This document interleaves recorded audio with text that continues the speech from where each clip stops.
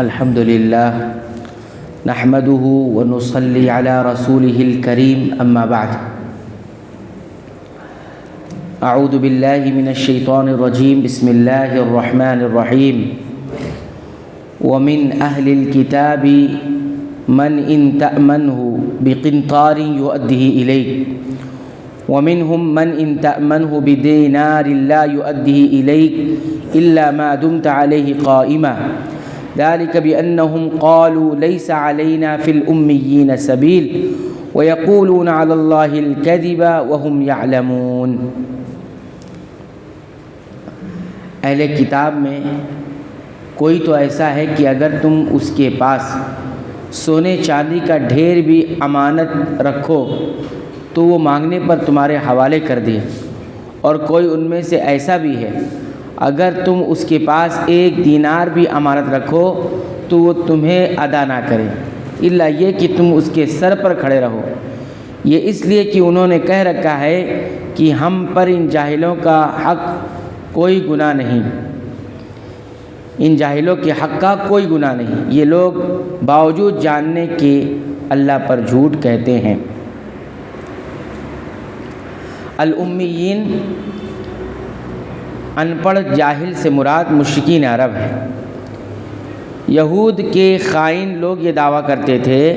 کہ یہ چونکہ مشرک ہے اس لیے ان کا مال ہڑپ کر لینا جائز ہے، اس میں کوئی گناہ نہیں۔ اللہ تعالیٰ فرمایا کہ یہ اللہ پر جھوٹ بولتے ہیں، اللہ تعالیٰ کس طرح کسی کا مال ہڑپ کر جانے کی اجازت دے سکتا ہے؟ اور بعض تفسیری روایات میں ہے کہ نبی کریم صلی اللہ علیہ وسلم نے بھی یہ سن کر فرمایا کہ اللہ کے دشمنوں نے جھوٹ کہا، زمانہ جاہلیت کی تمام چیزیں میرے قدموں تلے ہے سوائے امانت کے کہ وہ ہر صورت میں ادا کی جائے گی، چاہے وہ کسی نیکوکار کی ہو یا بدکار کی۔ افسوس ہے کہ یہود کی طرح آج کچھ مسلمان بھی مشرکین کا مال ہڑپ کرنے کے لیے کہتے ہیں کہ دارالحرب کا سود جائز ہے، لیکن ان کا علمی دوغلاپن دیکھیے کہ جس ملک کو دارالحرب کہہ کر اس طرح کا مال کھاتے ہیں اس سے لڑنے کے لیے کبھی تنکا بھی نہیں اٹھاتے۔ ان الذی بلا من اوفى بعهده واتقى فان اللہ يحب المتقین۔ کیوں نہیں مواخذہ ہوگا، البتہ جو شخص اپنا قرار پورا کر لے اور پرہیزگاری کرے تو اللہ بھی ایسے پرہیزگاروں کو دوست رکھتا ہے۔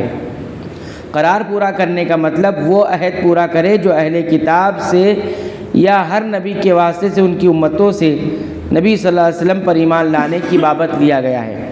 اور پرہیزگاری کرے یعنی اللہ تعالیٰ کے محارم سے بچے اور ان باتوں پر عمل کرے جو نبی کریم صلی اللہ علیہ وسلم نے بیان فرمائی۔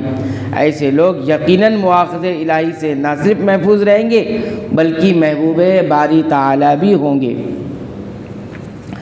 ان الذين يشترون بعهد الله وايمانهم ثمنا قليلا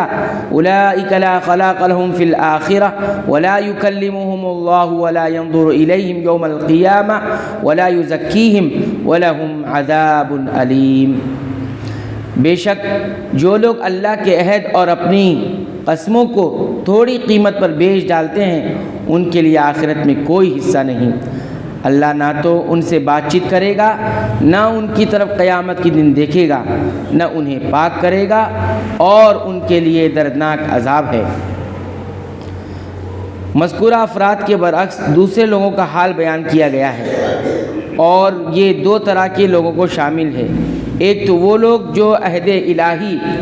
اور اپنی قسموں کو پسے پش ڈال کر تھوڑے سے دنیاوی مفادات کے لیے دینی مفادات کے لیے نبی کریم صلی اللہ علیہ وسلم پر ایمان نہیں لائے۔ دوسرے وہ لوگ ہیں جو جھوٹی قسمیں کھا کر اپنا سودا بیچتے ہیں یا کسی کا مال ہڑپ کر جاتے ہیں، جیسا کہ حدیث میں وارد ہے کہ نبی کریم صلی اللہ علیہ وسلم نے فرمایا جو شخص کسی کا مال ہتھیانے کے لیے جھوٹی قسم کھائے وہ اللہ تعالیٰ سے اس حال میں ملے گا کہ اللہ اس پر غضبناک ہوگا، ناراض ہوگا۔ نیز یہ بھی فرمایا 3 آدمیوں سے اللہ تعالیٰ نہ کلام کرے گا، نہ ان کی طرف دیکھے گا، نہ انہیں پاک کرے گا، اور ان کے لیے دردناک عذاب ہوگا۔ ان میں سے ایک وہ شخص ہے جو جھوٹی قسم کے ذریعے سے اپنا سودا بیچتا ہے۔ اللہ تعالیٰ سے دعا ہے رب العالمین تو ہمیں قرآن حکیم کے مطابق اپنی زندگی گزارنے کی توفیق عطا فرما۔ اے اللہ تو ہماری مغفرت فرما دے، ہمارے والدین کی مغفرت فرما، تمام مسلمانوں، مومنوں، اہل توحید کی مغفرت فرما، آمین۔